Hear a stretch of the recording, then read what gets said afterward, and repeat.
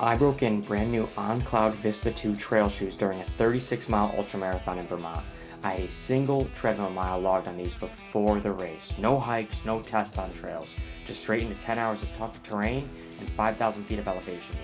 Let's talk about how that went and how the shoes actually held up. Alright, so here are the On Cloudvista 2s, and they still look wrecked. I haven't worn them since that ultramarathon just because I have other shoes that I swap out. But anyways, why did it? Why did I break in trail shoes during a 36-mile ultramarathon? Might seem silly, but the On Clouds have a good reputation, and if that's true, then they'll prove it fast. So I took them out for a spin on 36 miles in the mountains of Vermont, and that was my thought process. Now, the other reason was I used Hoka ATR Challengers for my last ultramarathon, and I wanted to switch it up. Quick summary on how the entire race went. Miles 0 through 10, started too fast. Firm cushioning in these, which I wasn't used to, but did not feel bad at all. I didn't mind it. And then miles 10 through 25, legs got tired about like mile 17, but feet felt good. And then miles 25 through 36, these really got put through the ringer. There was a lot of climbing, and then there was a swamp that was like waist deep mud. These dried relatively quickly after that, which I was thankful for, but the mud got caked in the tongue right in here, and there's still dirt in it that's been tough to get out. But nonetheless, they held up great during the whole race, which was a plus, especially through all the tough conditions I put them in. So post-race breakdown of the shoe, the soles of the shoes still look great. The tread's all there. There's not a lot of scuffing on the sides. I know I'm carrying both right now, which is awesome. The tread is all intact. Yeah, that's great. Lacing system's great.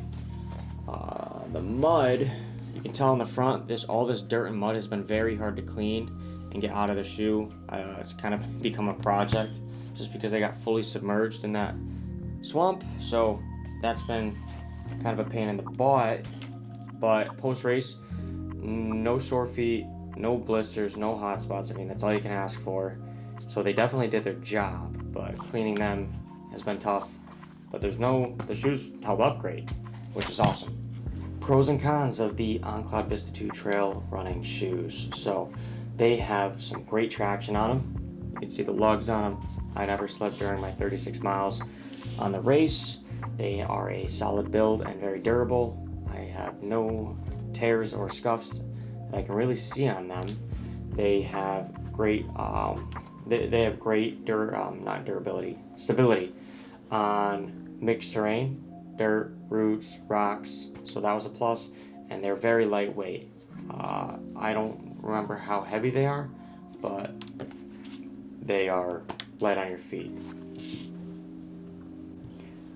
Cons, which is usually what everyone is looking for when they're looking at shoes they want to invest in, because they're not cheap, and neither are these. So first con is that they're expensive. They'll get you about 160 bucks, and I'm sure there are cheaper options out there. You can also get them on sale, buy them on the secondhand marketplace. That's my first major con. The second one is that the tongue on these is a bit rigid. It did irritate my ankle a little bit until I got used to it. Maybe there's a way to adjust that, but it's definitely rigid and bothered me a little bit initially. The other con is that they're a bit firm for high mileage, so you might want to look into other shoes if you're looking for high mileage comfort, because the cushioning in these it's definitely firm. So if you want a little more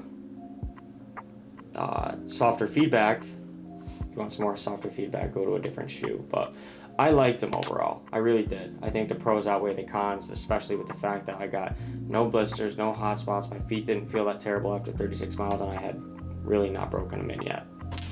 So, would I do something again like this, where I break in a trail shoe with an ultramarathon?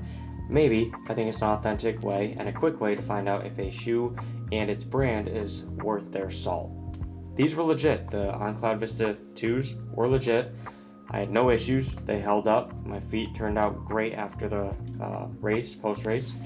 So I think they're worth checking out. They're a little pricey at $160, and if you're willing to sacrifice a little bit of comfort and cushion for a firmer, more responsive trail shoe, these might be for you. And if you guys want to see how these compare to my Hoka ATR Challengers after nearly 500 miles, go check out this video, and don't forget to hit subscribe. I'll have more trail shoe reviews, more hiking videos, more hiking trail videos, and a lot of mountain and outdoor related content coming your way. So subscribe, like, and I appreciate all the support, and I'll catch you on the next one.